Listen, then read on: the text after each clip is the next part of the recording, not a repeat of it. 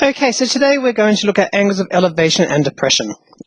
So this is mainly to do with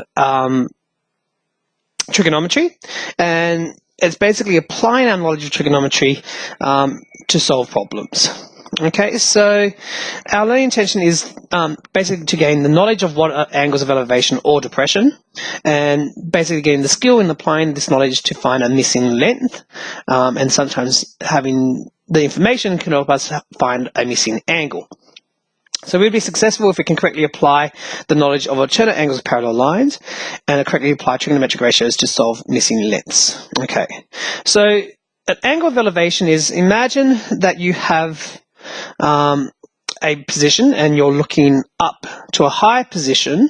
And if we knew what this angle here is, this becomes the angle of elevation. If you know how high you're looking up, we could find out basically how high this tree is using this angle of elevation. Yeah, because what it happens is it creates a right angle triangle. Alternatively, if we are looking down at something and we knew what that angle is, if we knew what angle we're looking down on something, we can find out missing lengths, because that also creates a right angle triangle. And that is the angle of depression, how down we're looking. And that's the angle of elevation, how up we're looking. Now, the thing is if we know what the angle of elevation is and the angle of depression is, they're actually the same. If we lap them over, so if I put that triangle here, and this triangle, I should have flipped it around. This angle here is the same angle as this angle here, because it creates parallel lines to the floor. And if we know what they're parallel lines, then these two angles are equal because they're alternate angles of parallel lines. Okay.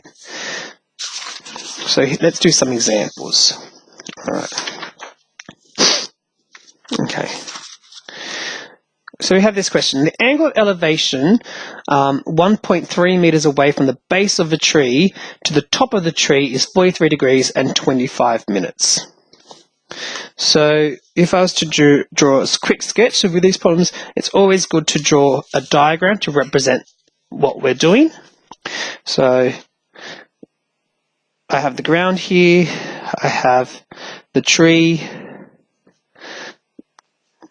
the angle elevation, so we're going to the top of the tree. So here is 43 degrees and 25 minutes. We're 1.3 meters away from the tree. We want to find the height. We want to find that height. So what we're going to do is we're going to we've got the opposite and the adjacent. We've got tan, so we've got tan theta equals O over A. Theta in this case is 43 degrees and 25 minutes.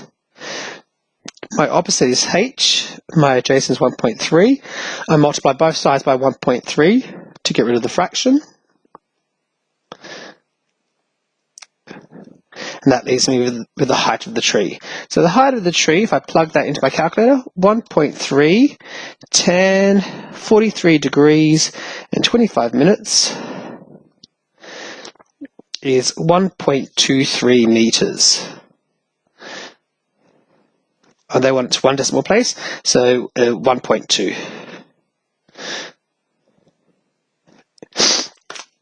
So the height of the tree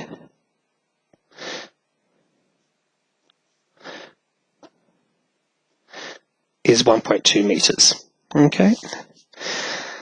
Our next example, we have a wire. It's suspended from the top of a 100-meter tall bridge tower down to the bridge. So if I think of it,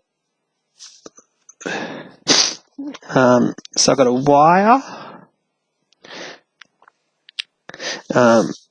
It's connected to a bridge. That's a tower, and it's 100 meters. And it's connected to the bridge.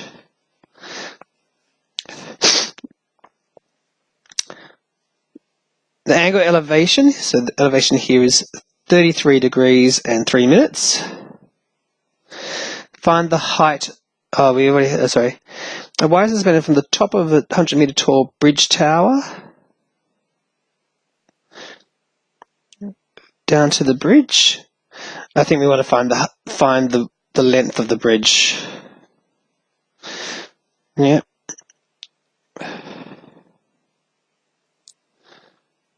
Or find the length of the wire. Yeah. Okay, that sounds, yeah, the length of the wire. Let's find that. So we have the opposite and the hypotenuse. So we have sine. So we've got sine theta equals O over h. Theta in this case is 33 degrees and 3 minutes. Opposite is 100, and the hypotenuse is what we don't know. Multiply both sides by x and divide by sine. So we get x equals 100 over sine 33 degrees and 3 minutes. So 100 over sine 33 degrees and 3 minutes equals, so the wire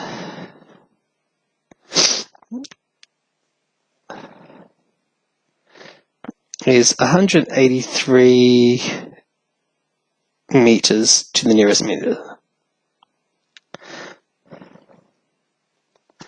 Okay. So another example. Alright. The angle of depression from the top of a cliff down to a yacht is 150 meters away from the foot of the cliff. So there's your cliff. And there's your yacht. So the angle of depression is 72 degrees and 45 minutes. The yacht is 150 meters away. From the foot of the cliff, angle of depression, how high is the cliff? Okay, so this angle here is the same as this angle here. So I now have, and that's my right angle triangle, I have O over opposite and adjacent, so I've got tan. So tan theta equals O over A. So tan was 72 degrees and 45 minutes. My opposite is x, my adjacent is 150, so x is 150 tan 72 degrees and 45 minutes. So if I plug that into my calculator,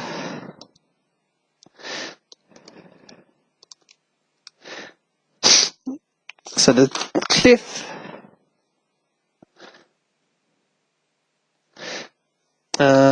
let's do it to the nearest meter, is 483 meters tall or high. Yep. Okay. Last example. Alright. So we want to find the angle of depression from the top of a tower that's 25 meters tall. So there's my tower. It's 25 meters tall. I want to find the angle of depression. I want to find this to a car that's 500 meters away. So that's 500 meters. Okay. So that angle there is going to be the same as this angle here because these become parallel lines. So once again, I've got tan. So tan theta is opposite over adjacent. We don't know what theta is. My opposite's 25. My adjacent's 500.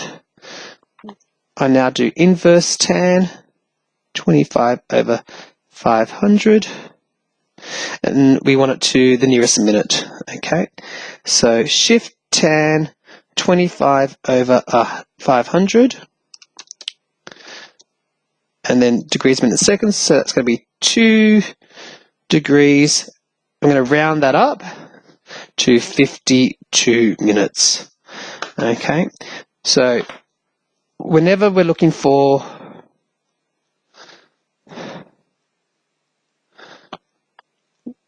a degree, you must